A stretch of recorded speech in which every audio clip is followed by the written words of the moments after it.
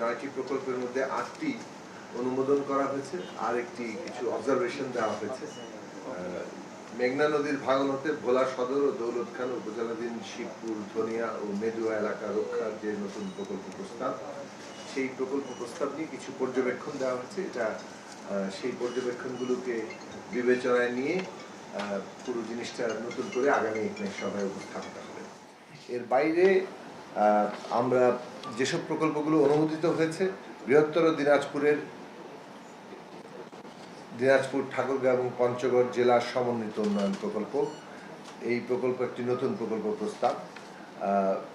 পল্লী সড়ক রক্ষণাবেক্ষণ ও কর্মসংস্থান প্রকল্প, এটি একটি নতুন প্রকল্প প্রস্তাব। এগুলো স্থানীয় সরকার বিভাগ এই প্রকল্পগুলো বাস্তবায়ন করবে।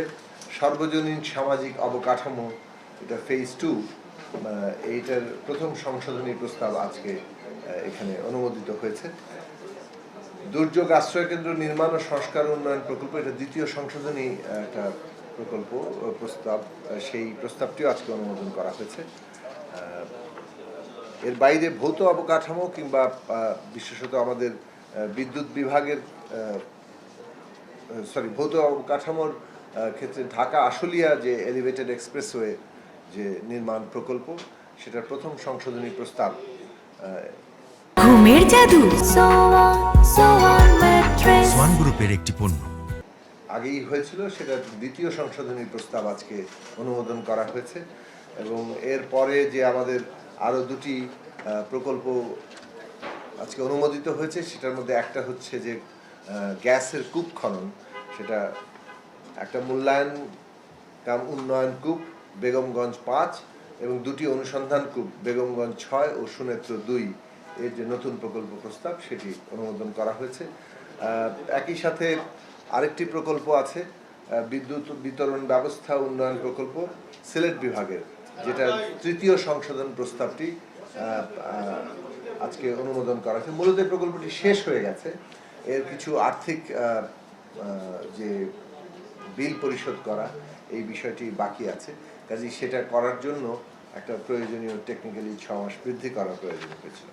এই প্রকল্পগুলো এবং নবম যে প্রকল্পটি, সেটা হচ্ছে মেডিকেল কলেজ হাসপাতালগুলোতে 50 শয্যা বিশিষ্ট ডায়ালিসিস সেন্টার এবং জেলা হাসপাতালগুলোতে 10 শয্যা বিশিষ্ট ডায়ালিসিস সেন্টার তৈরির যে প্রকল্প, সেটা দ্বিতীয় সংশোধন প্রস্তাবটি আজকে অনুমোদন করা হয়েছে।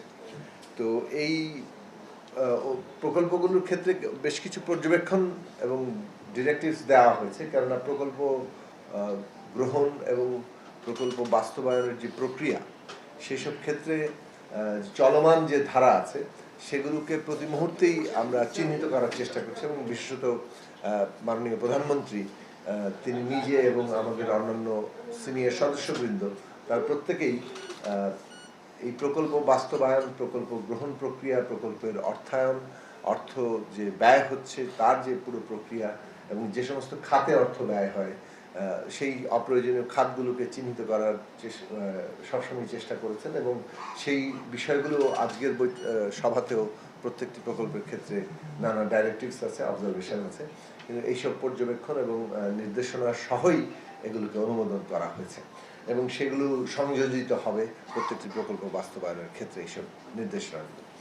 এর বাইরেও আজকে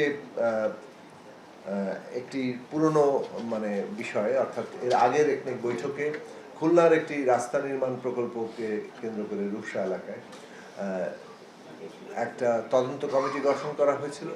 সেই তদন্ত কমিটির প্রাথমিক রিপোর্টটি আজকে পেশ করা হয়েছে এবং সেই রিপোর্ট অনুযায়ী দায়ী ব্যক্তিদের বিরুদ্ধে ব্যবস্থা নেওয়ার জন্য মাননীয় প্রধানমন্ত্রী নির্দেশনা দিয়েছেন।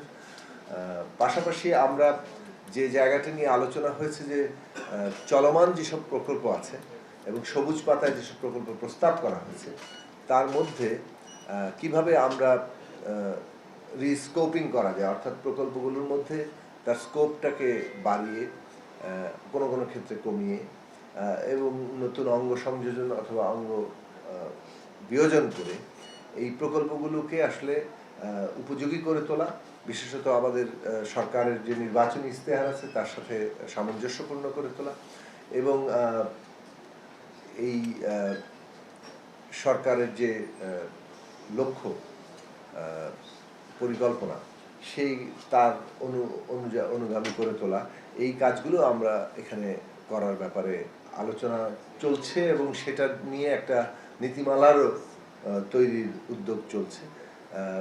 কিভাবে দ্রুত বাস্তবায়নের কাজটি করা যায়।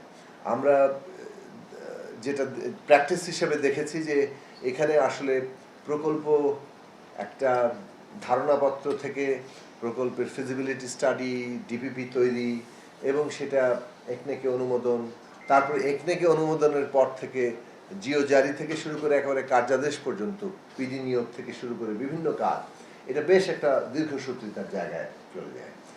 1-1.5-2 বছরের মতো ন্যূনতম মানে সময় এখানে প্র্যাকটিস হিসেবে দেখা গেছে যে প্রকল্প শুরু করতেই কার্যাদেশ পেতেই 2 বছর সময় লেগে যাচ্ছে। তারপরে কোনো কোনো ক্ষেত্রে এটা কাজ শুরু করার জন্য 3-4 বছর 5 বছরও গিয়েছে।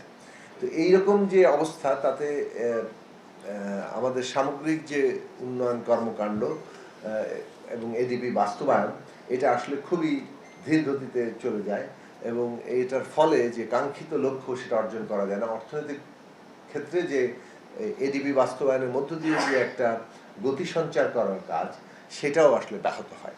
সেই জায়গা থেকে খুবই গুরুত্বের সাথে সেটা মানে বর্তমান সরকার গ্রহণ করেছে এবং মাননীয় প্রধানমন্ত্রী এই বিষয়ে আবারও নির্দেশনা দিয়েছেন যে প্রকল্প বাস্তবায়নের এই বিষয়টিকে কত যৌক্তিক করা যায় সময়ের দিক থেকে, এবং সেটার জন্য প্রয়োজনীয় যে নীতিমালা এবং নির্দেশনা, সেগুলো সামনের দিনে